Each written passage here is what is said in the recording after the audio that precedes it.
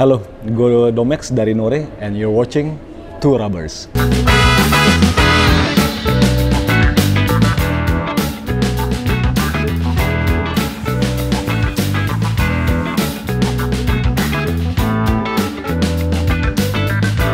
Gue Domex, gue yang kebetulan sebagai founder dari Nore. Kalau dibilang Nore itu ide gue, asli original ide gue atau bukan? Enggak, bukan. Dari partner gue gitu kan. Lucunya partner gue itu umurnya cuma 2 tahun lebih muda, lebih tua dari anak gue, bro. Bener. Gue udah 45, Pak. Ini produk ke-6 nih, nggak ada ya. Jadi ibaratnya ide itu awalnya Nore Bar.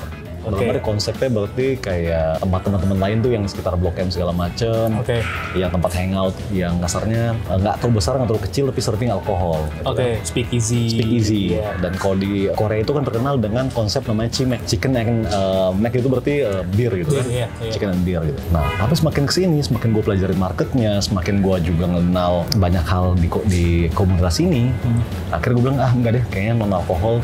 Yang tadinya kecil, tiba-tiba jadi meledak kayak sekarang, gede tempatnya ya, space-nya ya. Sebelumnya kayaknya udah happy lah, kayak ruko, satu ruko gitu pemanjang ya, kayak sweet juga nih tempat-tempat kayak gitu. Tapi sekarang tiba-tiba meledak kayak gini. Oke. Gitu, Pak. Nore artinya apa sih, Pak? Nore artinya song.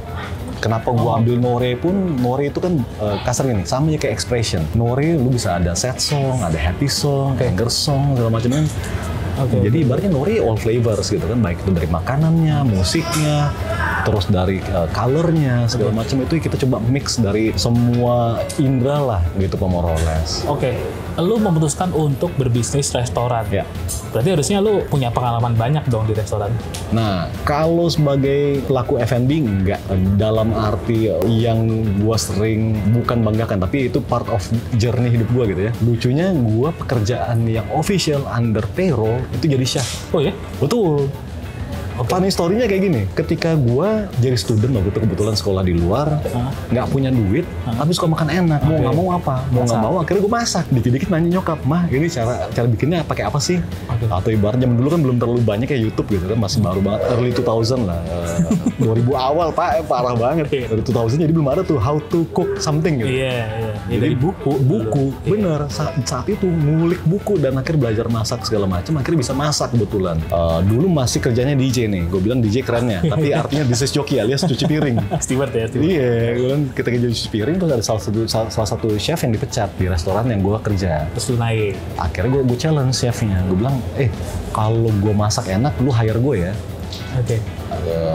Antara gue yang kegilaan atau chefnya yang rada-rada challenge gimana, akhirnya keterima. Pagi gue masak dari entree sampai dessert, mix lah ya, nggak ada yang gue fusion, tapi yang kasarnya menu yang gue kira dia kayaknya kena nih di lidahnya. Nah itu kena semua. Akhirnya dia hire. Berapa bulan pertama habis, Pak. Lu satu background bukan chef, lu nggak tahu tuh motong yang proper gimana. Ternyata cutting board bawahnya mesti ada mat basah. Kan licin-licin gitu kan, dimaki-maki tiap hari, terus ibaratnya kayak gue mau manasin sote apa, istilah Julian apa, gak ngerti Pak gitu kan. Yang lain pakai chef jacket, gue pakai kemeja putih karena mahal. Ada chef jacket mahal gitu. Jadi ya itu gue bilang, kalau sebagai experience sebagai pelaku F&B, directly nggak ada. Kalau suka masak dan suka challenge sendiri dalam arti nyobain masakan ini itu, iya kebetulan gitu. Sampai dulu kita belajar bikin pastry, Thailand cuisine dulu kan kita masaknya di Cucina gitu kan. Itu dari roti ciabatta, terus ibarat kayak tiramisu segala macam itu kayaknya on daily basis bikin kayak gituan gitu kan. Gitu semua les bro. Tapi itu kan udah lama banget Pak. Betul. Iya kan? Betul. Nah ini baru setelah berapa tahun nih, berapa puluh tahun nih lu akhirnya. Wah 20 tahun. 20 tahunan. 20 tahun bro. Iya kan? Akhirnya lu buka nih tempat makan Korea. Dimana juga jauh banget sama asli. Basic dapur dulu Itali gitu kan. Kalau berani? Kalau misalkan lama tuh memang dari dulu gue selalu pengen kasarnya gini. Duh lucu kali ya kalau one day gue balik ke kitchen. Selama kan gue selalu di tech industry kan. Tech industry ya udah lah ya, kerjanya fast pace dengan segala macam ketidakjelasan, dengan segala macam fase-fase yang ibaratnya bisa besok tutup, bisa kapan funding lah dan lain-lain.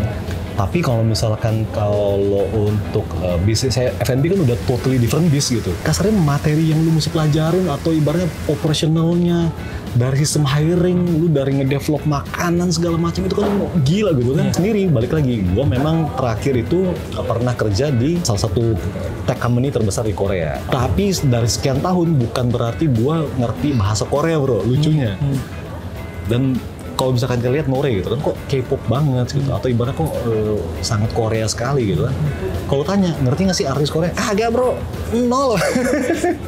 Di ngerti-ngertiin gitu kan. 4 tahun nih. Emang nggak tahu. Pure nggak tahu. Di Korea gue hire intern buat represent gue kalau meeting atau corresponding email dan lain-lain. Gitu. Jadi ibaratnya ini semua belajar dari market lah. Kira-kira marketingnya ada atau enggak, gimana dia konsumsi itu makanan paling banyak apa. Misalkan kalau di Korea itu kan yang di highlight kalau minuman pasti AA, kita bilang ice americano. Kalau teman-teman di Indonesia atau di Jakarta spesifik gitu kan yang selalu di highlight kopi gula arennya atau milk based coffee segala macem kan. Kalau gue nggak bro, gue simple bro, ini aja bro, ice americano. Makanya dari milih coffee beans pun juga gue involved di situ. Gitu. Jadi sama kita juga utilize teman-teman terdekat dalam arti yang berani merekomendasikan biji kopi mana, dia bilang enaknya ini atau apa. Yaudah kita cobain langsung. Biarpun kalau dibilang gue heavy drinkers coffee, enggak bro. Ya udah kita cobain kopi yang enak, memang yang proper mana, yang khusus buat si ice americano enak, kena milk base enak. Gitu. Ketemulah ini.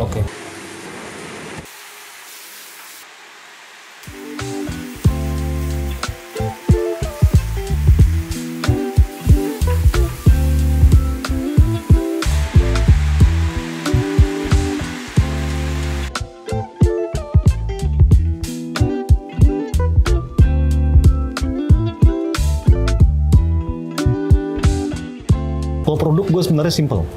Kalau misalkan lu masuk bawah, misalkan kita kan 2 lantai ya, masuk kan langsung order. Hanya akan ditanya sukanya mie atau nasi. Habis itu ditanya berikutnya stepnya apa. Berikutnya ditanya suka pedas atau enggak. Nah, habis itu ditanya lagi. Akan di upselling terus kan, sama aja kan. Kalau lu tawarinnya CD, kita enggak, di upselling produk terus. Kak mau tambahin cemilannya enggak? Kita ada topoki, ada rose, ada macam-macam. Itu misalkan ordernya. Nanti tanya lagi, Kak dessertnya sekalian enggak? Ada bokupan, ada misalkan ada dakochi yang menu-menu umum di sana. Nah itu biasanya akhirnya naik tuh. Jadi kalau misalnya ditanya makanan kita apa, sama kita ada dosirak, itu berarti kayak rice set. Sebenarnya itu kalau dosirak yang benarnya itu satu kontainer besi, ada lauknya, dan biasanya dipotong-potong sendiri, pakai sendok, baru dikocok-kocok bro. Itu gimmicknya sebenarnya. Tapi kalau ini karena kebetulan kita dapat tray-nya yang ada sekat-sekatnya, yang satu tray itu mahal pak, 400.000. Yang original itu mahal banget. Jadi kita pilih yang lebih fungsional. Sama ada yang satu nih. Kita memang belum tahu kan, kalau misalkan kita develop makanan, kita nggak tahu nih mana yang kira-kira jadi championnya. Tapi ini kita udah 2 minggu nih kebetulan gitu kan.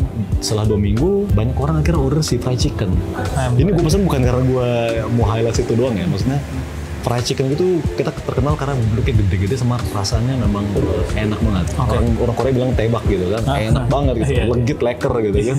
Kalau misalkan cemilan kita ada kayak rose dan lain-lain. Gitu. Gue pun juga penasaran sama ayam goreng dulu, soalnya beberapa orang yang kesini ngomongnya kayak solid yuk, solid gitu. Oh iya udah. Oke, terus lu tadi beberapa kali ngomong soal market. Menarik kalau misalnya gue bicara tentang market Korea di Indonesia. Market Korea di Indonesia itu orang-orangnya solid, terus cukup loyal dan royal. Betul banget. Apakah itu yang akhirnya lu pakai sebagai formula lu buka toko ini? Nah, balik lagi, ketika gue dulu mengerjakan tech company, biasanya gue ada beberapa matriks yang gue coba pelajarin sebelum kita decide bangun satu platform itu kan. Nah, itu juga yang gue coba implement dari bikin F&B ini. Gue satu mesti mengenal market gue siapa, dengan begitu gue tahu gimana nge-tap ke mereka, dengan begitu gue bisa tahu nih produk apa yang bisa gue develop gitu. Nah, sama ketika kita develop, gimana bisa prosesnya kita se-efektif mungkin, se-efficient mungkin. Bahkan tadi kalau lu lihat di bawah, mesin kopi kita kenapa full auto? Karena balik lagi yang kita invest bukan mengecilkan dari kemampuan barista untuk ini, tapi enggak, kita karena mau dari bumbu makanan, dari prosesnya semua bisa streamline. Jadi dengan begitu kita harapin nanti kalau memang Tuhan berkenan tempatnya rame segala macam, kasir bisa operate si mesin kopi. Gitu. Jadi misalkan kayak brand-brand coffee shop yang gede-gede kan rata-rata sudah attitude doang kan, udah simplified proses gitu. Nah, jadi banyak hal yang kita simplified bro dari proses-prosesnya. Oke. Nah, lu tadi beberapa kali ngomong juga tentang community. Iya kan? Lu ini sebenarnya tempat community base lah. Ya. Nah, bisa nggak lu jelasin tentang community base itu yang ada di sini? Nah, gini, gue selalu bilang hal yang sama ya. Jadi bukan karena kita ngobrol-ngobrol gini terus gue coba create narasi yang berbeda. Iya. Gue selalu bilang Nore sebagai F&B itu kedok. Bukan berarti kedok kita buat bisnis yang nggak jelas ya, atau nyuci duit ya, kagak ya. Jual sabu gitu nggak ya? Kagak. Jadi kalau kedok dalam arti bisnis offline-nya atau presence-nya itu kedok karena apa? Kalau gue sebelumnya di company, tadi gue bilang company tech terbesar di Korea itu namanya Kakao. Gue beli Kakao sebagai C-levelnya. Itu kalau cuma gue punya presence terus orang kenal gue sebagai Kakao, tapi tidak ada entity, tidak ada offline presence, orang nggak bakal tahu bro bisnis apa yang bisa gue explore. Tapi ketika gue ada ini di lantai bawah tadi lo lihat ada retail, nanti nextnya ada merchandise official dan dari disupport langsung sama agensi-agensinya, misalkan kayak dari SM, dari YG dan lain-lain. Terus kita nanti ada skincare kosmetik juga akan disupport langsung dari brandnya, yang ada BA dari artisnya juga. Simply say, kasarnya gini, kalau komunitas itu satu kan gede sekali bro, lu tahu sendiri kan, mereka peluncuran album dirayain. Lu kasarnya ada namanya Norebang, yang lu kasarnya cuma rame-rame singelong, dibikin acaranya. Nah terus ibaratnya kayak ada birthday party segala macem, lu dirayain terus kayak bawa kue sampai apa segala macem gitu. Nah kita lihat marketnya gede, ya kenapa nggak gua bikin hub yang semua komunitas bisa pakai gitu. Semua komunitas dalam arti ini ya kita ada space lo. Mungkin selama ini lu tempatnya pindah-pindah segala macem, sekarang lu bisa di sini. Gua akan support dari tempatnya, gua akan support ibaratnya dengan apapun activationnya. Mungkin kita bisa joint venture untuk bikin kegiatan apa. Komunitas ini banyak yang macam-macam bro. Bener.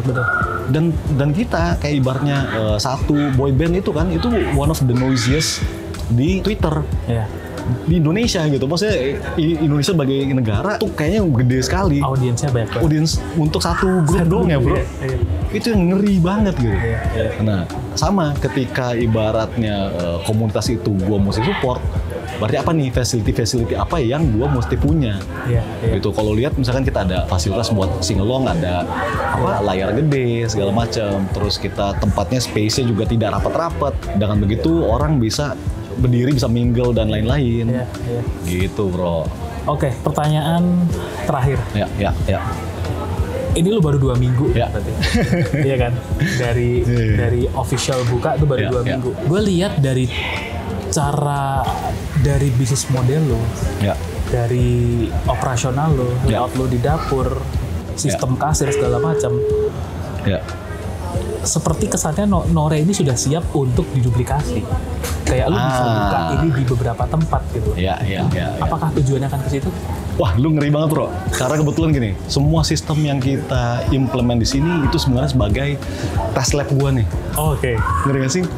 Jadi mungkin kalau lu perhatiin dari mungkin dari POS-nya, sistemnya, mesin yang dipakai, format kitchennya, layout kitchennya, sampai storage-nya segala macam, itu yang harus bisa gua replikasi di tempat lain. Dengan mungkin skala tempatnya yang kecil-kecil atau lebih gede segala macam. Karena balik lagi, kalau lu lihat tempat sini kan rata-rata banyak ya. Gue selalu bilangnya berhalanya Nore nih. Dalam arti apa, kayak ini ada pohon, itu ada patung, di bawah ada patung segala macam. Itu yang nextnya itu akan seasonal kita ganti-ganti. Dalam arti apa? Itu nanti gue mungkin akan highlights dari artis-artisnya, independent artis di Indonesia, mungkin nanti kayak street artis siapa, atau mungkin dia punya project apa. Itu nanti seasonal kan kita ganti bro, centerpiece-nya itu kan kita ganti-ganti. Hopefully, makanya gue bilang tempatnya itu bukan yang gue incer, ya tentu lah ya, lu akan dapat free marketing ketika orang Instagraman, gitu kan. Ketika lu udah happy, lu Instagraman, lu dapat free exposure gitu kan. Tapi kalau misalkan ketika lu ada specific art installation, orang nggak jenuh bro. Dengan begitu gue 3 bulan sekali, semua ini akan lu nextnya akan lihat berubah. Kayak gitu bro. Gitu more or less.